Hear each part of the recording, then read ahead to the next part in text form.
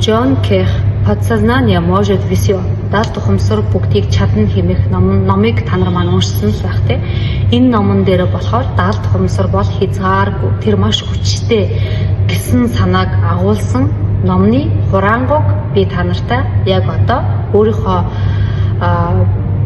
ойлгоснороо та нартайгаа хуваалцах чинь. Яг одоо subscribe дарж миний сувагт нэгдснээр даалт ухамсар, энерги, даалт ухамсараа өөрчлөх техникүүдийг одоо та бүхэн маань сурах боломжтой болно. Тийм учраас яг одоо subscribe дарж миний сувагт нэгдээрэй. Джон Кех энэхүү номоо эхлэхдээ могоог бүү ид гэж номоо эхэлдэг. Нэгэн зарц өөрийнхөө эзнийхээ гэрт зочлохыг хүсдэг. Эзэн нь маш зочлонтой нэгэн байсан аж. Тэрээр түүнийг дайлж, цайж, шүл хүртэл хийж өгдөг. За тэгээд тэр шүл дотор могоо байсан аж.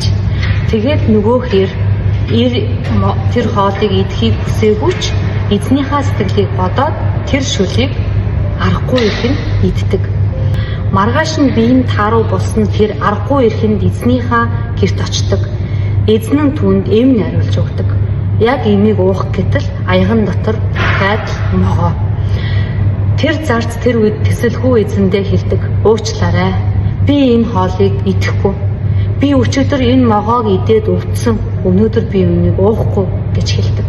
Энэ үед эзэн нь ихэд инээд алдаад тааз руу хардаа гэхэд тааз руу хартал ном сум байжээ. Чиний аяганд туссан тэр зүйл бол могоо биш. Одоо ном сумын сүүдэр байсан гэж тэрээр хэлчихэв. Тэр үед залуу сая нэг удаа ухаарч за ямартай ч могоо л идээгүй юм байна гэж тэр даруйдаа идгсэн гэж. Хэрвээ та бүгд муухай, бүгд аюултай, хинт ч итгэж болохгүй, зорилгодоо хүрэх амар биш, мөнгө олох тааруухан, мөнгийг шаргуу хөлмөрөөр олдог гэж бодвол та хорт могоог идсэнтэй адилхан. Зарц үнэндээ могоо идээгүй, тэр үнэндээ сумч идээгүй, тэр зөвхөн шүлэнд туссан сүүдрийг л харсан. Тиймээс таны амьдрал бол таны бодлоос л эхлэлтэй. Сайн бодол бодох юм бол сайн зүйл бодно. Та өөрийнхөө үзэл бодлоо өөрийгөө амжилттай хүн, би өөртөө итгэлтэй хүн, би одоо хайр засруулсан эмэгтэй гэж бодож итгэх юм бол таныг хинч зогсоож чадахгүй. Өөртөө тийм учраас та өөртөө хайр хүндлэлийг өгч цаасан дээр дараах өөрийнхөө тэр давуу талуудыг бүгдийг нь өөрийнхөө шин чанаруудыг бүгдийг нь цаасан дээр яг одоо чагсааж бичээрэй. Хизээ та өөрийгөө амжилтанд хүрсэн эрч хүчтэй, аз жаргалтай хүн гэж хамгийн сүүлд мэдэрсэн бэ. Түүнийг олж бич. Тархиа задал хай тийм үе байсан л байж таараа. Жишээ нь би маш сайн торт хийдэг. Би бол хошин шогийн мэдрэмжтэй. Би хүмүүсийг инээлгэж чадна. Би маш сайн найз байж чадна. Би гэр орноо цэмцээдлэн сайхан цэвэрлэж чадна. Би үргэлж одоо инээд баясгалтай явдаг гэх мэтчлэн өдөр болгон эерэг бодлуудыг авчирхад 5 минутыг зарцуулах хэрэгтэй гэж Джон Кех хэлдэг. Өөртөө эерэг үгс, зөв харах үнцгийг суулга. Үүндээ сэтгэл хөдлөлөө шингээ. Тэгээд түүнийгээ татлуулга. Мөрөөдлүүд биелсэн юм шиг мэдрэмжийг мэдэр. Жишээ нь та бизнес санааг гаргаад танилцуулаад дуустал хөрөнгө оруулагчид таныг дэмжиж байна. Эсвэл би шалгалтай, амжилттай сайн өгсөн гих зэрэг яг одоо болоогүй байгаа ч гэсэн таны хүсдэг байсан тэр эерэг бодлоодаа биелсэн мэтэр өөртөө суйрлуулах хэрэгтэй. Энэ номны гол санаа бол ердөө юм. Тэгэхээр та дараах алхмуудыг өөртөө хийж өөрийгөө өөрчлөөрэй. За нэгдүгээрт нь энэ байгаагаараа яг одоо байгаа цараагаараа, яг одоо байгаа бие галбираараа би бол онцгой. Би яг одоо байгаагаараа ухаалаг. Би бүх төрлийн бизнес, бүх төрлийн ажлыг би хийж чадна гэж эерэг бодол бодох хэрэгтэй. Эерэг бодол бодох бол сонголт. Эерэг бодол бодоход энерги хэрэгтэй. Хэрвээ та өөрийгөө зохион бүтэх чадвартай, шин санаа зэргийг гаргадаг хүн гэж итгэх юм бол тийм л байх болно. Харин та үүнээс эсрэгээр тэр бизнес хийн гэдэг бол одоо миний хийж чадах зүйл биш, шин санаа гэдэг бол надаас хол гэж бодох юм бол яг тийм л байх болно.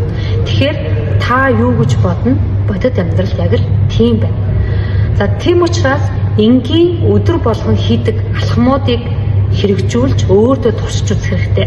Одоо зөндөө олон коучууд, менторууд, миний болон өмнөх видеонууд дээр хэллээд байгаа тэр програм одоо хичээлүүдийг, алхмуудыг бүгдийг нь хийж туршиж байх хэрэгтэй, идэвхтэй байх хэрэгтэй. Өөрийгөө өөрчлөхөөс ерөөсөө одоо хойшин сууж болохгүй, байнга өөрийгөө өөрчлөд байх хэрэгтэй.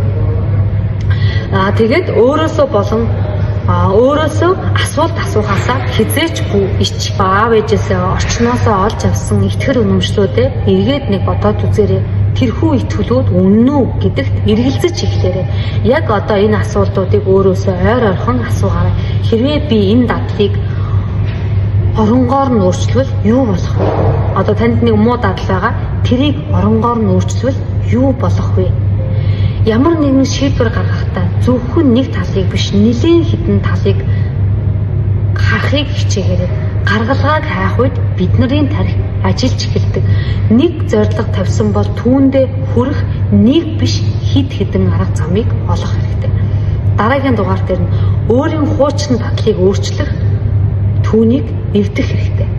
Хэрвээ таны амьдрал сонирхолгүй санагдаад байх юм бол та өдөр болгон хийдэг тэр амьдралынхаа хэв маягийг өөрчлөж нэг үзээрэй. Өөрийнхөө бие авч явж байгаа байдал, үзэл бодол, санаагаа, стил гэд бүх зүйлээ та өөрчлөөд үзээрэй. Дараагийн дугаар дээр нь төсөөлөл ашиг. Таны оронд таны шүтдэг, таны одоо фэн чинь байсан бол ямар шийдвэр гаргах байсан бол түүнийг өөрийнхөө оронд тавиад төсөөлөд үзээрэй.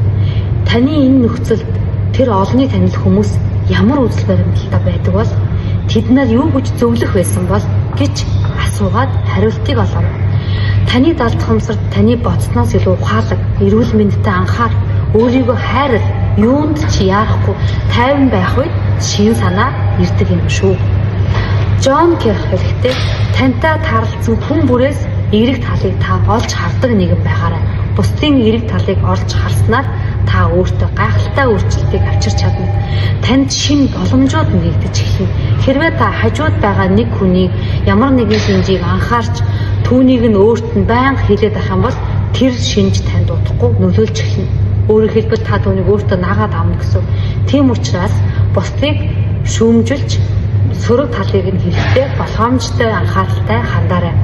Жишээ хэлбэл юм бол та даргаа дандаа л харамч, энэ нэг дандаа харамч гэж шүүмжлээд байх юм бол хизээ нэгэн өдөр та тэр харамчийн мэдрэмжийг мэдэрхэл болно. Хүмүүс таны юу бодож байгааг биш, ямар харилцаатайг мэдэрдэг.